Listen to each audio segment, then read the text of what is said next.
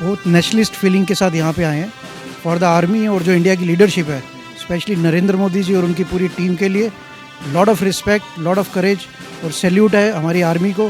पाकिस्तान की आवाम एक झूठा जश्न मना रही है, जबकि भारतीय सेना ने सबूतों के साथ ये साबित किया है कि एक बहुत बड़ी जीत, कूटनीतिक जीत भी हुई है, सैन्य जीत भी हुई है और ये सब सबूतों के साथ पेश किया गया है। आज भी सैटेलाइट से इंटरनेशनल लेवल पे वो सब चीज़ें दिखाई जा रही हैं, बताई जा रही हैं कि हमने कहाँ कैसे कैसे इनको मारा।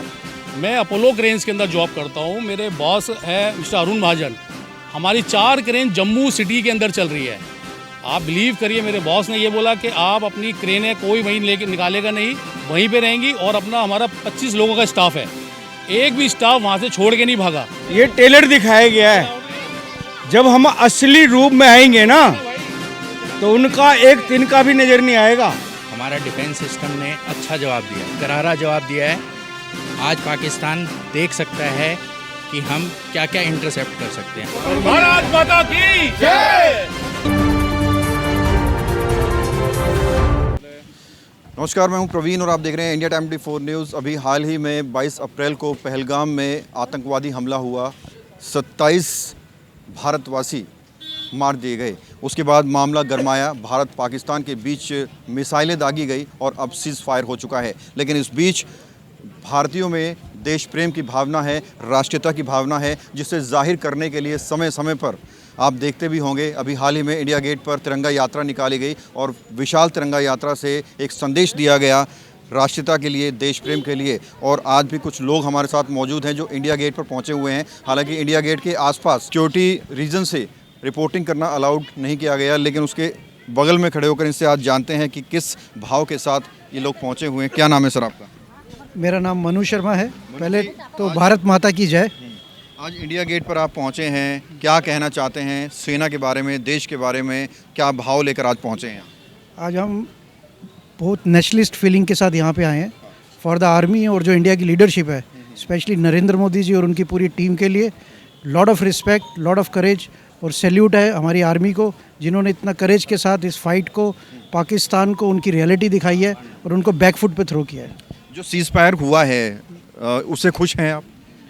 जब हुआ था, जिस तरह से अनाउंसमेंट हुई थी, थोड़ी सी डिसअपॉइंटमेंट थी कि हमने क्या अचीव किया है, बट लेटर जिस तरह से इंटरनेशनल मीडिया और इंडिया मीडिया ने जिस तरह से फैक्ट्स डिस्क्लोज किए हैं, बहुत प्राउड फीलिंग है।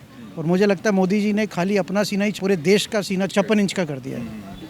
क्या नाम है सर आपका? नाम जी अमित कपूर। क्या कहना चाहेंगे जो पूरा घटनाक्रम हुआ, उस पूरे घटनाक्रम पर क्या कहना चाहेंगे सच्चे भारतीय के तौर पर?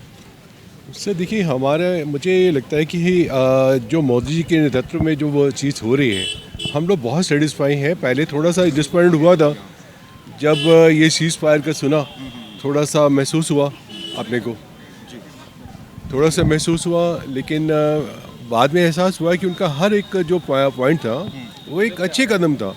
और हर चीज़ को देखते हुए मैं कहता हूँ कि जितने भी लोग हैं जो आज मोदी जी को अप्रिशिएट करते थे या उसके जितना भी है, आज हमें उनका सोचना चाहिए, उनके साथ चलना चाहिए, क्योंकि जो उनके नेतृत्व में जो चीज़ हो रही है वो बेटर के लिए हो रही है, अच्छे के लिए हो रही है। और हमें लगता है कि हमें पूरा कॉन्फिडेंस के साथ उनके सपोर्ट करना चाहिए। और जो भी आगे होएगा, जिस तरह उन्होंने अपना पाकिस्तान को एक करारा जवाब दिया है, आगे लगता है कि और भी अभी कोई उन्होंने बोला है कि ये नहीं हुआ कि युद्ध विश्राम हो गया, अभी चालू है। अपना सिंदूर का जो है वो चलेगा। ये सिर्फ थमा है, रुका नहीं है। थमा ही है, अभी रुका नहीं है। और हमें उम्मीद है कि एक अच्छे ढंग से करेंगे। उनका पानी रोका है और बहुत कुछ अभी बाकी है। ठीक है।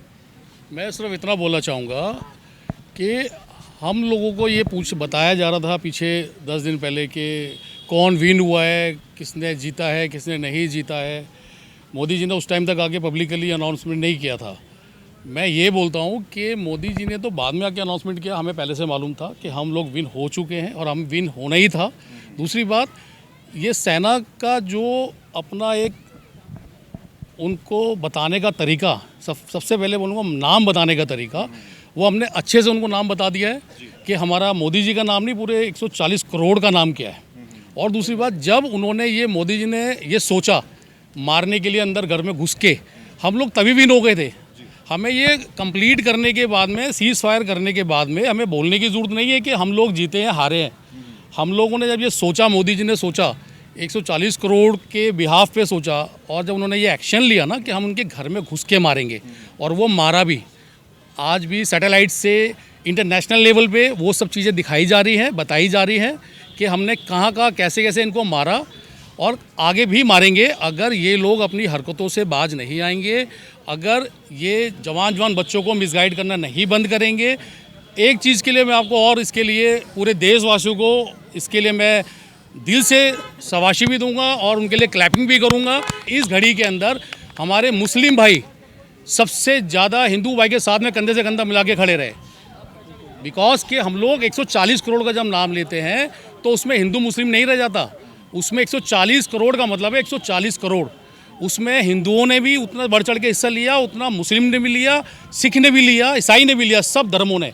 और इस बार कोई अपोजिशन में नहीं था, सब ये था कि हमारी बहनों को विधवा किया गया है। जो सिंदूर नाम उन्होंने एक बताया कि हम लोग ऑपरेशन सिंदूर करने जा रहे हैं, तो उसका यही मतलब था कि भैया सिंदूर उजाड़ा है तो सिंदूर उजाड़ने का मतलब भी देख लो कि हम लोग क्या कर सकते हैं।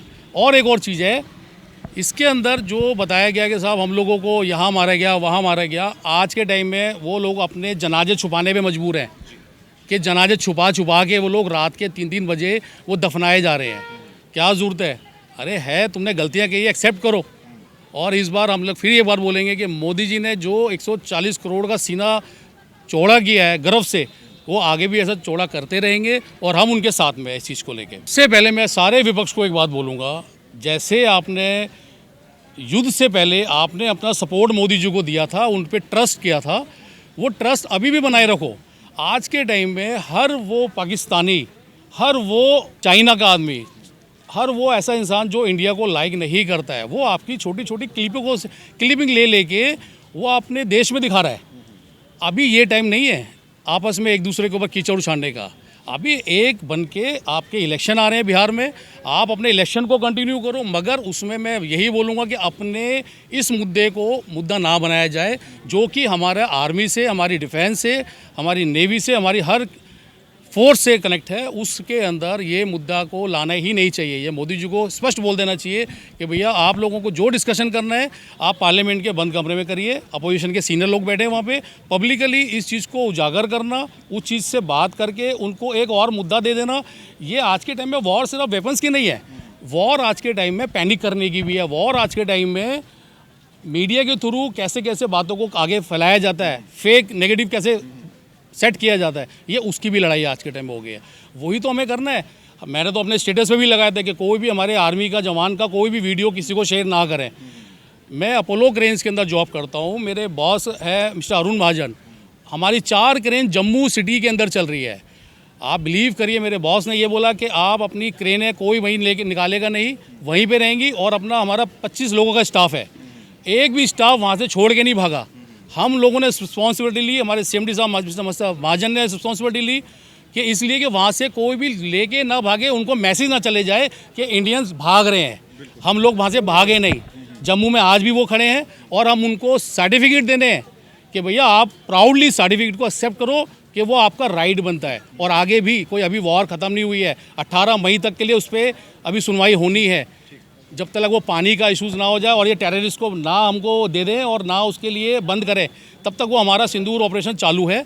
और अभी किसी भी अपोजिशन को कोई भी छोटा मुद्दा लेके, किसी जातिवाद को लेके, किसी भी धर्म को लेके, किसी जातिवाद, किसी फोर्स की जातिवाद को ना काउंट करे, ये सबसे बड़ा एक तरह का गाली हमारे पे ही है। और ऐसे कोई भी स्टूपिड चीज़ें ना फैलाए जो मार्केट में। आप बड़े बड़े नेता हो, चुप करना आपका राइट है तो चुप करो ना, क्यों नेगेटिव फैला रहे हो? क्यों अपनी 1-2 मतलब वोट के लिए, जो अगर आपके वोट जेन्युइन है आपको मिलेगा वोट, मगर सेना के ऊपर वोट लेके जाओगे वो गलत है, वो देश भी कोई एक्सेप्ट नहीं करने वाला। आप देख सकते हैं कि कल भी बहुत बड़ी एक तिरंगा यात्रा इंडिया गेट पर निकाली गई थी और राष्ट्रीयता की भावना दिल में लिए आज भी यहाँ पर वही जुनून, वही जोश जारी है और सेना की लगातार तारीफ़ की जा रही है।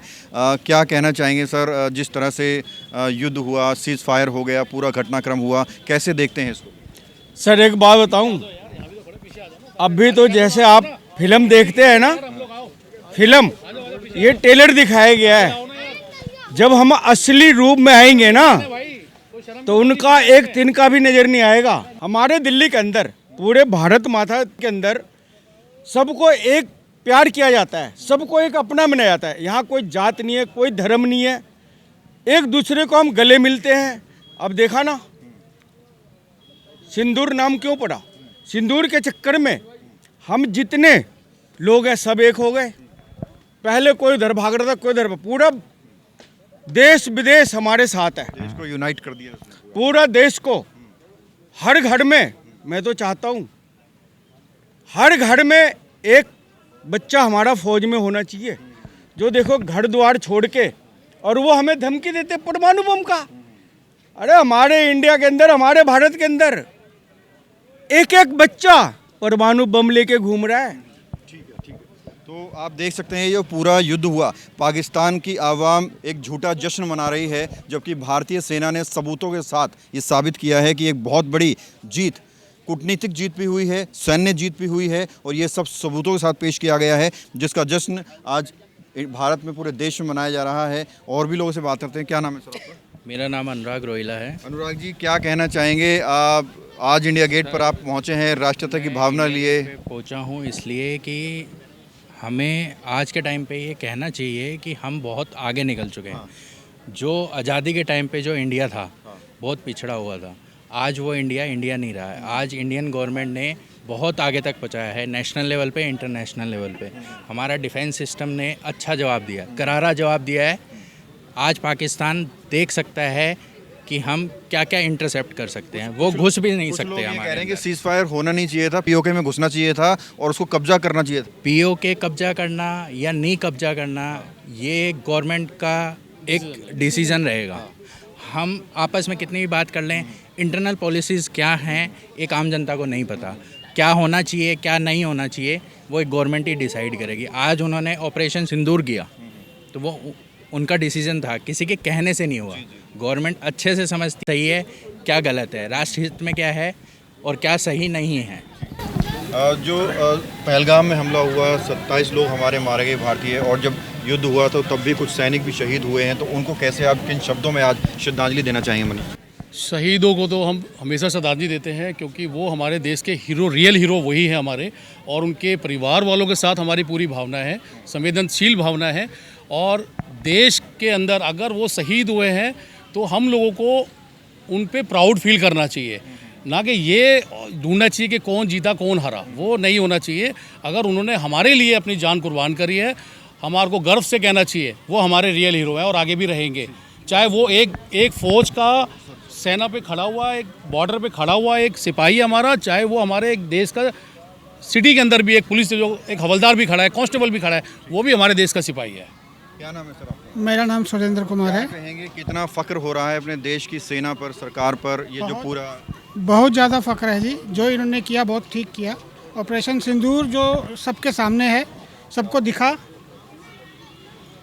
दिखा क्या किया सबने, वो आप सब लोगों के सामने है। रही बात सबकी कि भाई अब क्या करना चाहते हैं, क्या करना नहीं चाहते हैं, तो वो तो अब आगे देखा जाएगा। जो भी एक्शन हमारी पॉलिसीज़ गवर्नमेंट लेगी उस पर देखेंगे। और एक और चीज़ है जो मैं बीच में ऐड करना चाह रहा हूँ इस बात को, जो टर्की ने सपोर्ट किया।